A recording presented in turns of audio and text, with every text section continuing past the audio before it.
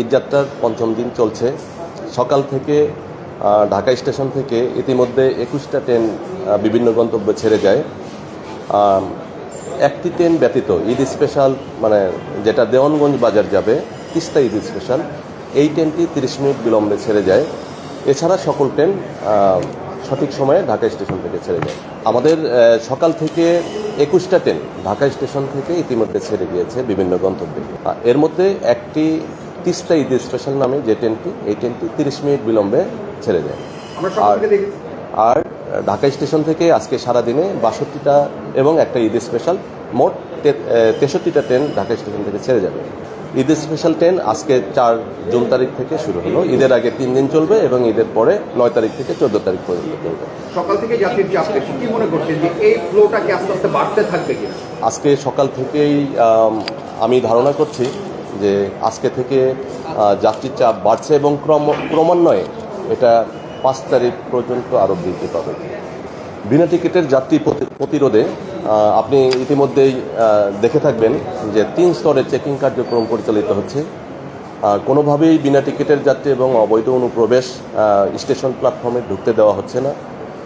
এ বিষয়ে বিভিন্ন আইন প্রয়োগকারী সংস্থার সদস্যগণ কাজ করছেন।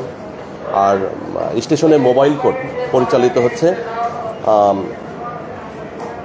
যেন যারা বিনা টিকিটে বা অবৈধ অনুপ্রবেশ করে ট্রেনে ভ্রমণ করার চেষ্টা করবেন তারা মোবাইল কোর্টের আওতায় তাদের বিরুদ্ধে আইনগত ব্যবস্থা গ্রহণ করা হবে। আমরা জানি যে এই মোবাইল কোর্টটা বেসিক্যালি অ্যাওয়ার্ন করার জন্য, মানুষকে একটু সচেতন করার জন্য কি পরিমাণ জরিমানা হয়েছে যে আসলে জরিমানার বিষয়টা এখানে মুখ্য না।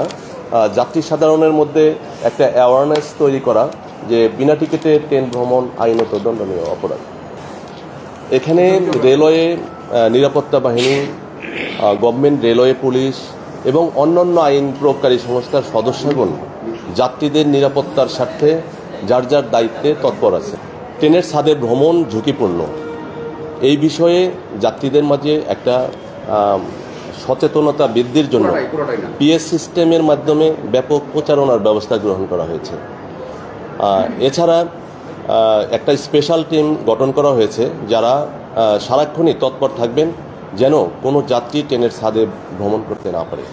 ঈদকে কেন্দ্র করে বড় বড় স্টেশনগুলোতে, জংশন স্টেশন এবং বড় বড় স্টেশনগুলোতে এরকম বিশেষ টিম গঠন করা হয়েছে যারা ট্রেনের ছাদে ভ্রমণে বিরত রাখার জন্য কাজ করছে।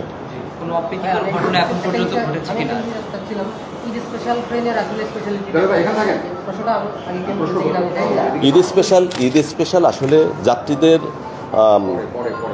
যাত্রার নির্বিঘ্ন করার লক্ষ্যে এবং যাত্রী চাহিদা বেশি থাকার কারণে আমাদের সাধ্যের মধ্যে আমরা এই স্পেশাল ট্রেনগুলো পরিচালনা করার সিদ্ধান্ত হয়।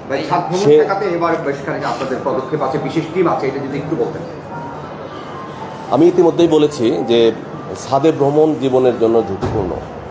এটা স্টেশনের পিএস সিস্টেম এবং ট্রেনে যে পিএস সিস্টেম আছে এর মাধ্যমে যাত্রীদের সচেতনতা বৃদ্ধির জন্য প্রচারণার ব্যবস্থা গ্রহণ করা হয়েছে ব্যাপকভাবে।